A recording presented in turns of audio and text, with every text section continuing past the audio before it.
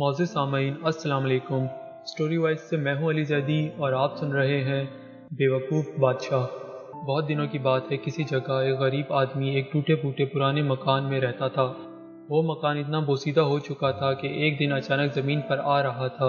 اس غریب آدمی کو ایک نیا مکان بنانے کی فکر لاحق ہوئی۔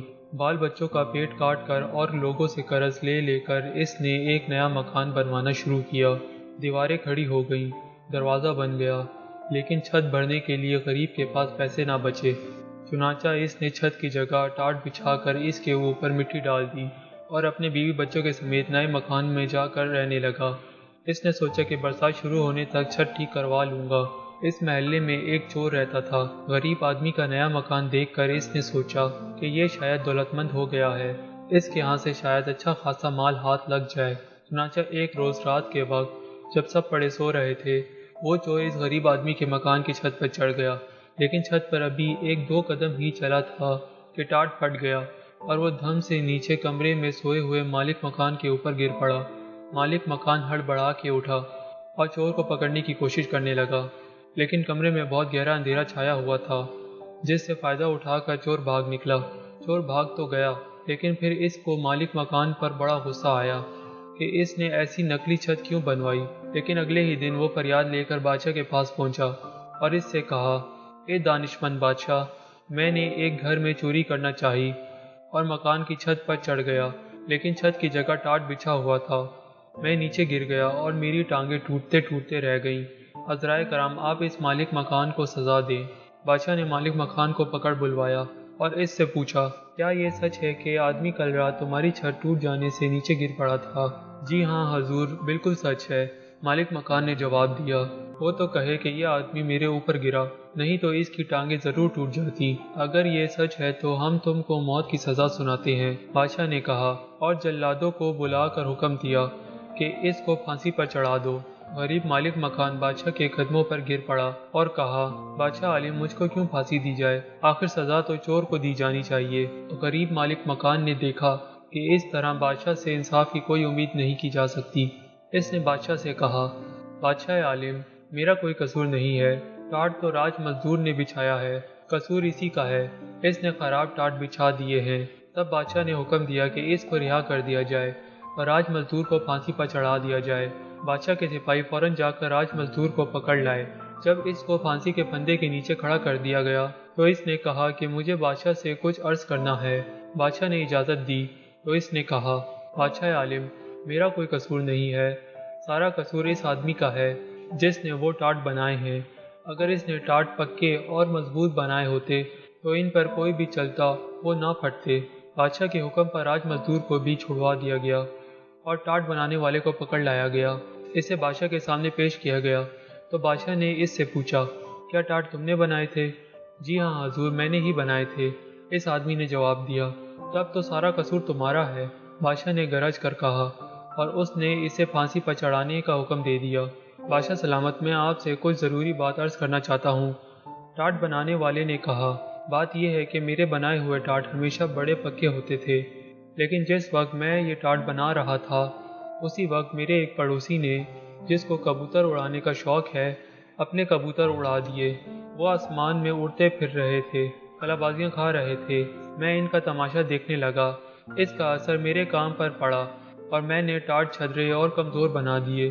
قصور میرا نہیں بلکہ اس کبوتر باز کا ہے۔ جہاں پناہ یہ ٹھیک ہے کہ مجھے کبوتر اڑا کر ان کا تماشا دیکھنے کا شوق ہے، لیکن اس میں کیا برائی ہے؟ اگر آپ مجھے پھانسی پر چڑھوا دیں گے تو اس سے کسی کا بھلا نہیں ہوگا۔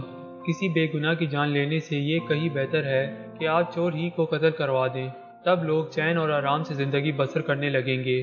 ہاں ٹھیک ہے، بادشاہ نے کہا، سارا قصور چور ہی کا ہے، اور اس نے حکم دیا چور کو پکڑ کر لایا جائے اور اس کو پھانسی پر چڑھا دیا جائے۔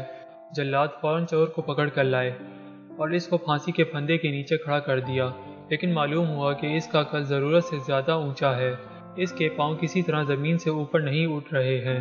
بادشاہ کو اس کی اطلاع دی گئی تو اس نے جھنجھلا کر کہا، احمق کہیں کے، یہ چھوٹی سی بات بھی مجھ سے پوچھتے ہو؟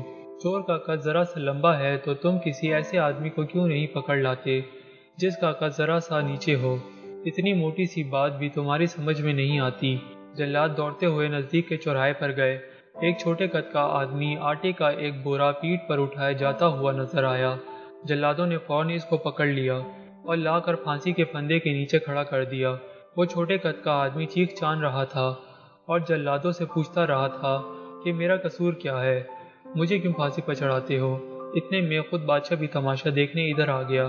وہ آدمی بادشاہ سے گڑ گڑا کر کہنے لگا، میرے مالک، میں ایک غریب آدمی ہوں، پہاڑ سے لکڑیاں لا کر بیچتا ہوں اور لوگوں کا سامان ڈھوتا ہوں، اس طرح اپنے بال بچوں کا پیٹ پال لیتا ہوں۔ آخر میں نے کون سا گناہ کیا ہے؟